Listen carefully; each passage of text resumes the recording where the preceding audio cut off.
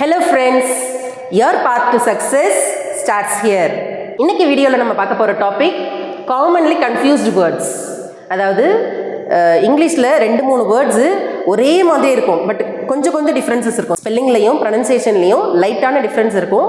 ஆனால் நமக்கு குழப்பம், இதுவா அதுவா, இதை எழுதணுமா அதை எழுதணுமான்ற கன்ஃபியூஸ் ஆகிற மாதிரி இருக்கும் இல்லைங்களா? அந்த வேர்ட்ஸ் தான் பார்க்க போகிறோம். First one, accept, except. Accept அப்படின்னா என்ன அர்த்தம்? ஏற்றுக்கொள்வது, டு ரிசீவ் சம்திங் அப்படின்னு அர்த்தம். எக்ஸெப்ட் அப்படின்னா அதை தவிர்த்து அப்படின்னு அர்த்தம், to leave out something. Then fourth, இந்த FORTH ஃபோர்த் அப்படின்னா முன் வருவது, கம் ஃபார்வர்ட் அப்படின்னு சொல்கிறோம் இல்லைங்களா? அந்த அர்த்தத்தை குறிக்கும், கம் ஃபோர்த். FOURTH அப்படின்னா ஆர்டினல் நம்பர்ஸ், அதாவது 4வது பிளேஸில் உள்ளதை குறிக்கும். ஃபர்ஸ்ட், செகண்ட், தேர்ட், ஃபோர்த்துன்னு சொல்கிறோம் இல்லைங்களா? அந்த ஃபோர்த்து தான் FOURTH. Next advice. இந்த 2 அட்வைஸ்லையும் இங்கே C வரும், இதில் S வருது. இது ரெண்டுத்துக்கு என்ன டிஃப்ரென்ஸ் அப்படின்னா, இந்த அட்வைஸ்ன்றது நவுன் ஃபார்ம், SE யூஸ் பண்ணாக்கா அது வேர்ப் ஃபார்ம். அதாவது அட்வைஸ் பண்ணுற செயலை குறிக்கும் போது SE யூஸ் பண்ணணும், அதை பெயர் சொல்லா யூஸ் பண்ணும்போது CE யூஸ் பண்ணணும். சரிங்களா? For example, the doctor advised me to take rest அப்படின்னு சொல்கிறோம். அப்போது டாக்டர் எனக்கு அட்வைஸ் பண்ணாரு, அப்போது அங்கே வேர்ப் ஃபார்மில் வருது. அந்த இடத்துல நான் SE தான் யூஸ் பண்ணணும். Okay, the doctor gave me some advice அப்படின்னு சொல்லும் போது கேவ்ன்றது தான் அங்கே வேர்ப். அவர் எனக்கு என்ன கொடுத்தாரு?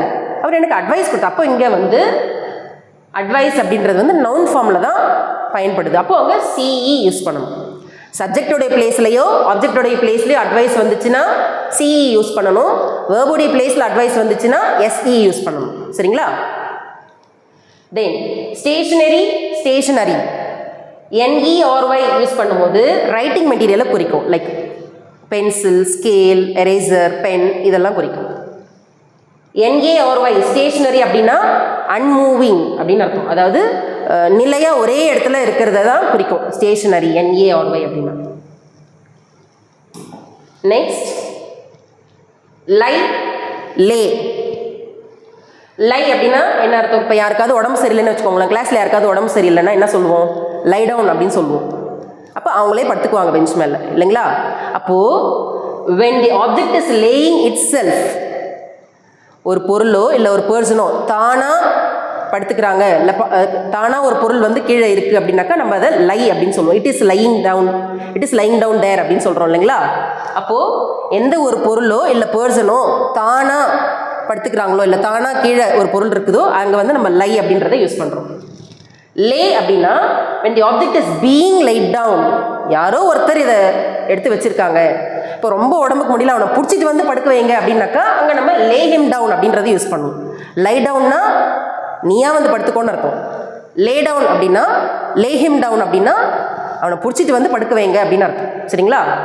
அப்போது ஒரு பொருளை இன்னொரு ஆப்ஜெக்ட், ஒரு தேர்ட் பர்சனோ வேற ஒரு ஆப்ஜெக்ட் வந்து அதை கீழே வைக்கிறாங்க இல்லை படுக்க வைக்கிறாங்க அப்படின்னாக்கா நம்ம லே அப்படின்ற வேர்டை யூஸ் பண்ணணும்.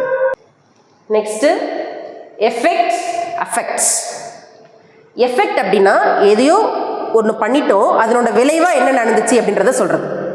நான் இதை பண்ணிட்டேன், இதனோட விளைவாக இது நடந்துருச்சு அப்படின்னு சொல்கிறோங்களே, அந்த ரிசல்ட்டை தான் நம்ம எஃபெக்ட் அப்படின்னு சொல்லுவோம். சரிங்களா? அதாவது இது நவுன் ஃபார்மில் வரும், பெயர் சொல்ல வரும். அஃபெக்ட் அப்படின்னா இது வேர்ப் ஃபார்மில் வரும். ஒரு விளைவு நடந்தது இல்லைங்களா, அதுக்கு காரணமாக என்ன இருந்ததுன்றத ஆக்ஷனில் சொல்லும் போது, அதாவது வேர்ப் ஃபார்மில் சொல்லும் போது நம்ம அஃபெக்ட் அப்படின்றத யூஸ் பண்ணுவோம். ஃப்ரெண்ட்ஸ், இந்த வீடியோவில் உங்களுக்கு காமன்லி கன்ஃபியூஸ்டு வேர்ட்ஸ் கண்டிப்பாக தெளிவாக புரிஞ்சிருக்கும்னு நினைக்கிறேன். நம்ம திண்டிவனத்தில் இருக்கிற எண்டியூர் கோச்சிங் சென்டரில் 6th ஸ்டாண்டர்ட்லேருந்து 10th ஸ்டாண்டர்ட் வரைக்கும் உள்ள இங்கிலீஷ் புக்கில் இருக்கிற வெக்காபுலரி அண்ட் கிராமர் டாபிக்ஸ் அத்தனையும் கம்பைன் பண்ணி ஒரே புக்காக உங்களுக்கு ப்ரொவைட் பண்ணுறாங்க. யாருக்கெல்லாம் இந்த புக்கு வேணுமோ ஸ்க்ரீனில் தெரிகிற நம்பரை காண்டாக்ட் பண்ணிக்கோங்க. Courier facility is also available.